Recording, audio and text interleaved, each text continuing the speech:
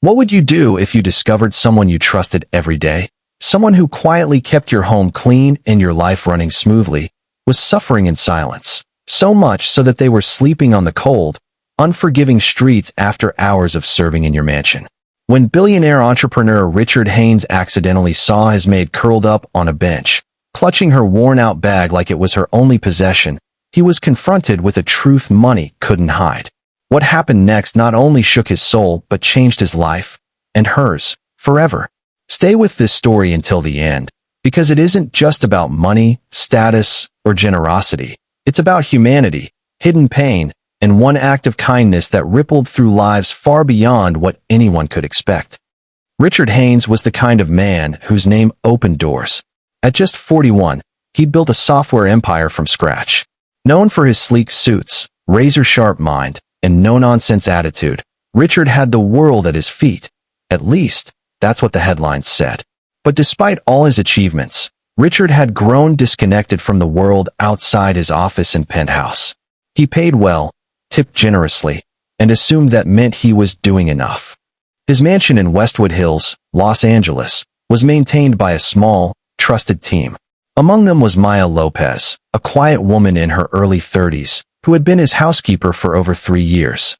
She was punctual, polite, and always wore a gentle smile, even while scrubbing floors or cleaning after late-night parties.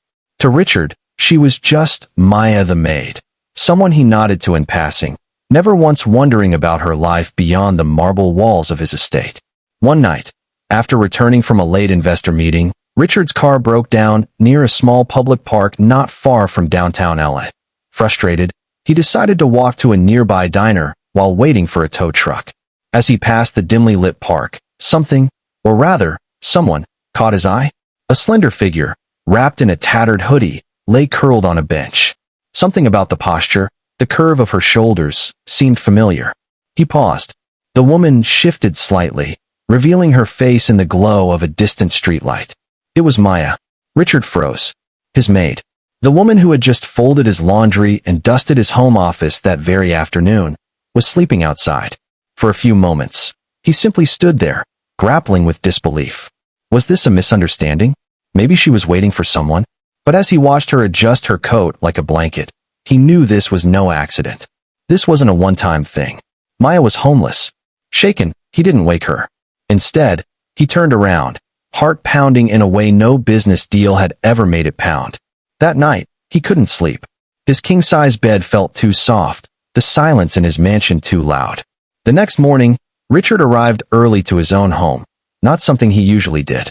Maya was already in the kitchen, brewing coffee. Her hair was tied back, her clothes neat, her demeanor calm, just like always. "Maya," he said, more gently than usual. She looked up, a bit surprised at the early greeting. "Yes, sir. I saw you last night. In the park." She froze, her face drained of color. For a second, the mask dropped. He saw the shame, the fear, the exhaustion hidden in her eyes. "I'm sorry," she whispered. "I didn't mean for anyone to know." Richard didn't speak for a while. Instead, he pulled out a chair and sat down. "Tell me everything." And she did. Maya had once been a nursing student, full of ambition and hope. She was engaged, had a small apartment, and worked part-time to support her dreams. But life took a cruel turn. Her fiancé died in a car crash just months before their wedding. Grief crushed her. She fell behind on rent, dropped out of school, and found herself with nowhere to go. With her dignity intact but spirit weary, she took up cleaning jobs, always hiding her situation. She didn't want pity. She just wanted a chance to stand again. She slept in shelters, sometimes in her car, and when both options failed, on park benches. But she never let it affect her work. She said that serving in someone's home, even if it wasn't hers, gave her a strange sense of stability. Richard listened in silence. For the first time in years, he didn't think about profits or deadlines or mergers. He thought about humanity, about how someone could be so close, yet completely invisible to him. That week, he made a decision that would leave the media stunned and his boardroom confused. He started by moving Maya into one of the guest houses on his estate, fully furnished, private, with all expenses covered. But it didn't stop there. He paid off her remaining debts and offered her a full scholarship to resume nursing school. At first, Maya refused. She was overwhelmed, hesitant. But Richard didn't take no for an answer. You helped me build a home, Maya. It's time someone helped you rebuild yours. Word got out, of course. The media ran wild with headlines like Millionaire rescues homeless maid. But for Richard and Maya, it wasn't about image. It was about redemption. Over the next few years, Maya graduated at the top of her class. She went on to work in pediatric care, helping children with traumatic injuries. Richard kept in touch, not as an employer, but as a mentor and a friend. Their story inspired a social movement. Richard launched a program called Silent Hands, dedicated to supporting low-wage workers with housing, education, and mental health resources. Maya became the spokesperson, using her story to shed light on the unseen struggles behind uniforms and quiet smiles.